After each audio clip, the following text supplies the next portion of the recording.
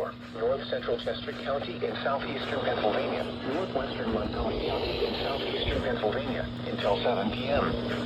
At 2:51 p.m., Doppler radar indicated thunderstorms producing heavy rain across the Warren area. Between 1 and 3 inches of rain have fallen. Additional rainfall amounts of 1 to 2 inches are possible in the Warren area.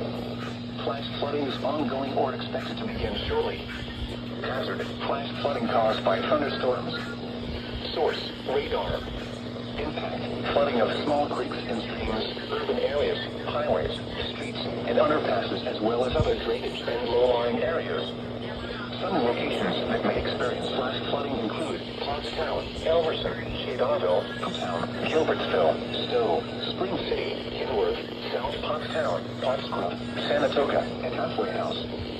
This includes the following highways: Pennsylvania Turnpike between mile markers 301 and 304. Turn around. Don't drown when encountering flooded roads. Most flood deaths occur in vehicles. Be aware of your surroundings and do not drive on flooded roads.